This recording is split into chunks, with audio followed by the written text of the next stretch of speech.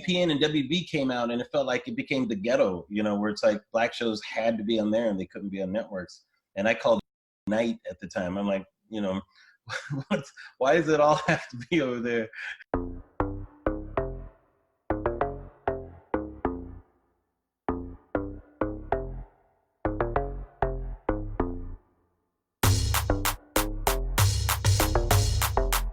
Larry Wilmore has been creating for the culture in television for decades.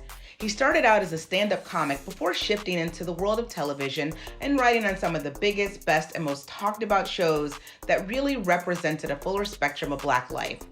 Wilmore wrote on shows including In Living Color, The Fresh Prince of Bel-Air, The Jamie Foxx Show, and Sister Sister. He later co-created the PJs with Eddie Murphy and created and produced The Bernie Mac Show. And of course, he worked as a consulting producer on NBC's hit series The Office for several years, where he famously portrayed Mr. Brown, the diversity consultant. Wilmore is now back in business with NBC with the new late-night weekly talk series on the Peacock, simply called Wilmore. We chat.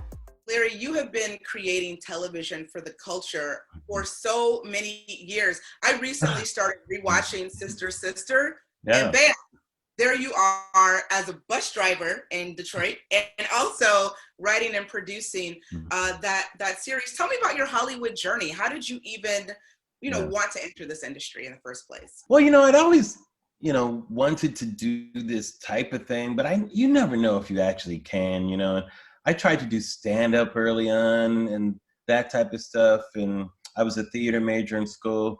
And then I got a job, I got hired as an actor at the Mark Taper Forum. It's a local theater here in their improvisational theater project, and it was a big break for me. But as I was doing it, I had an observation that Black people were just treated a little differently in terms of, how we were considered for jobs and that type of thing. And that was when Robert Townsend did the brilliant Hollywood Shuffle, and talked about how, you had to be urban was the term back then, And I knew I was different, and that I had to really control my own narrative for myself, because I'm like, I can't wait for Hollywood to find me. I got to make a space for myself. That's how I kind of felt in the beginning. And that's when I decided to go behind the cameras and maybe try to write and produce and try to create a space for myself. That was how I first got into the writing producing angle of it. It was kind of being frustrated at the so-called liberal woke Hollywood system, but I know better. Don't talk to me about that. And it came out of feeling empowered by seeing Keenan and Spike and Robert and all these people doing their own things. I'm like, I need to be doing that. Yeah. So in other words, at that time, it was like Hollywood was only creating space for one type of Black folk.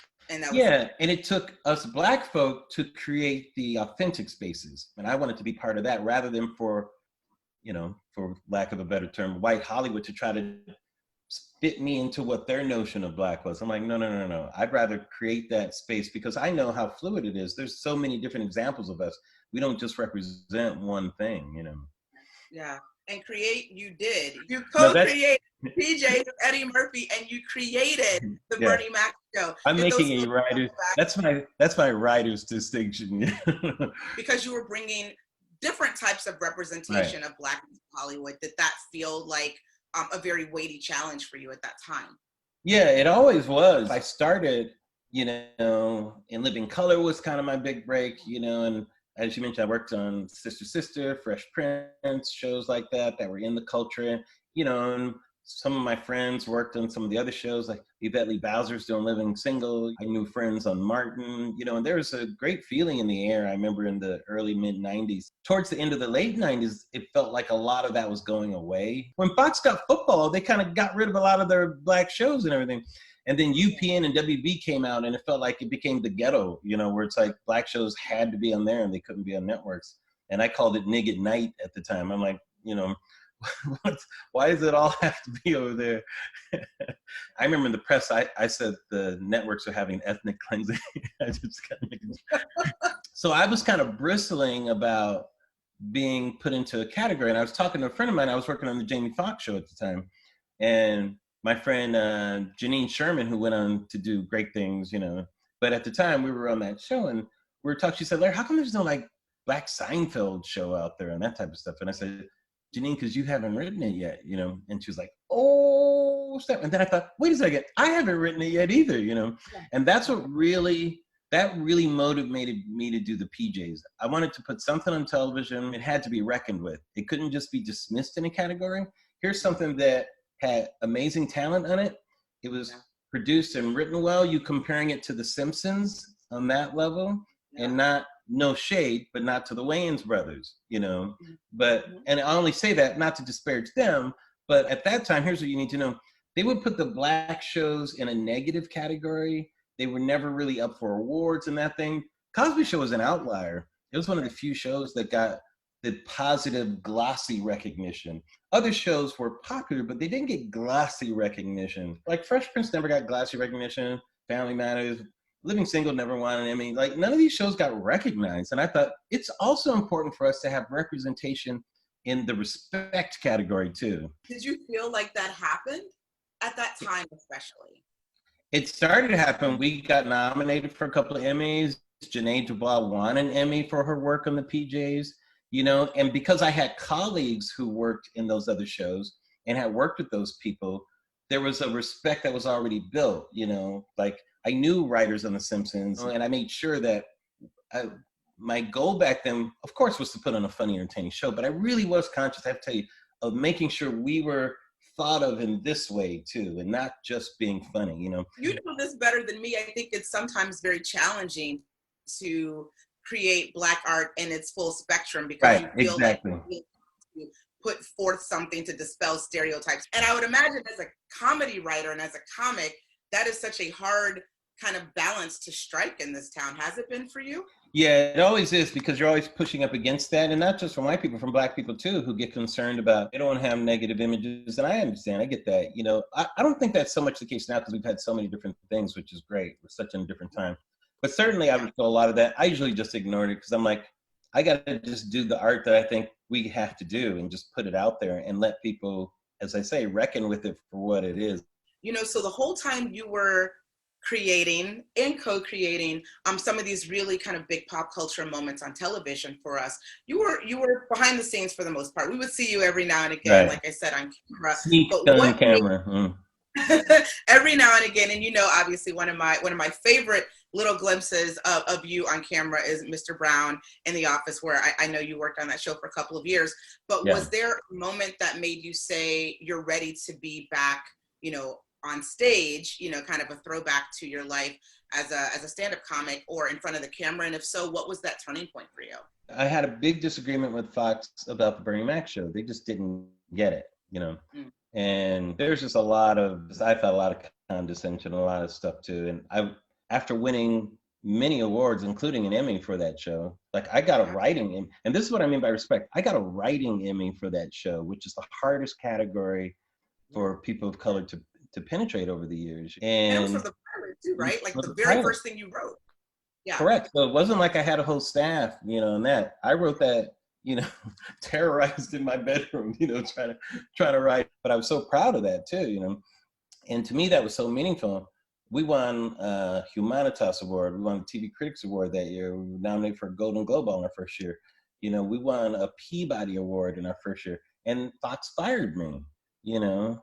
Wow. And I'm like, I thought that was racist personally at the time, you know, and they hired a white guy who had never even run a show. Here I am, an Emmy winner, you know, and knows nothing about the Black experience, not even married or have kids, which that show was about kids, you know, and raising kids. It was so like the example of just being erased for something, you know, and it was such a turning point. I'm like, these motherfuckers, it's time to get back to what I had started to do in the first place, was to create a space for myself. So that was a turning point for me to start to do that. And in The Office, I had no idea The Office was going to provide that opportunity. Doing Mr. Brown was also another turning point where the audience started to view me a little differently. And for people who are surprised as they're watching this and learning that literally for the last 3 decades, and maybe a little bit longer than that now that I think about it, you have literally created culture for us. You've created the culture for us. I don't know if there is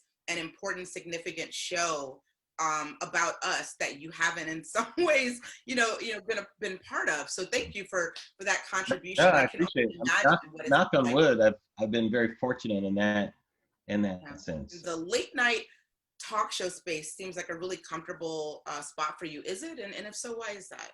Yeah, it's a great question. I guess it is. You know, it kind of came by accident in some ways. You know, I did a special in 2012 for Showtime. It was called Larry Wilmore's Race, Religion, and Sex in Utah. Was the special, was an election special, and I did one in Florida. And it was really fun, and it was kind of almost like the format of what I ended up doing on the Nightly Show a little bit. And Nightly Show was a complete accident. You know, Stephen Colbert quit, and Letterman quit, and Jon Stewart said, "Hey man, you want to do this thing?" And I was trying to launch Blackish and get Insecure going at that time, you know. And I was like, okay, you know.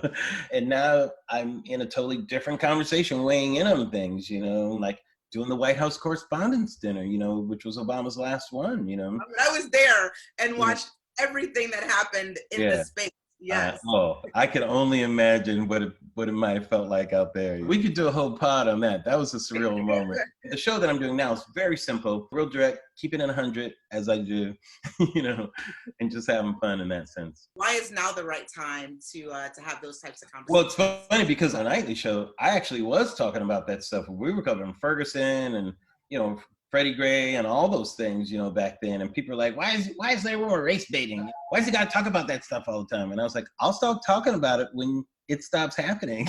And now we're all engaged in it. So, you know, I'm comfortable talking about it. You know, I have and everything. So it's been a little different. One of the most exciting things for your fans who are watching the show is to see that you have a show happening during an election cycle that who knows what is going to happen, because we didn't get a chance to really see you activate the way I think people wanted to see you activate with your former show. What is that like for you right now? Because I know that you're thinking about all of these things and how to talk. It's a juggle because it's the election and it's what's happening in the culture, both of those things. And the last time it was mainly the election, you know, and we had kind of electus interruptus, unfortunately, you know, with the show going away. We were calling it the unblackening. That's what I was calling it, you know. And now we see the results of that unblackening. America and the world too. It's like, no, you can't just cancel people. You can't cancel people's pain and act like just because it makes you uncomfortable that it doesn't exist. You can't do that, because what happens is this type of anger that by the way is generational. Many people look at this, you know, white Americans, no shade, but people look at these as individual stories. We see it as another chapter in a book, you know, and unfortunately it's a very big book, you know.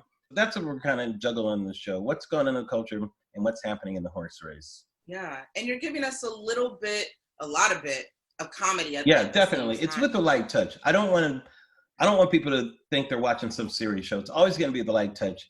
I'm sure some of it will be inappropriate, but what am I going to do? Ladies and gentlemen, Larry Wilmore. Thank you so much, Larry. Sure, my pleasure. Thanks, Kelley.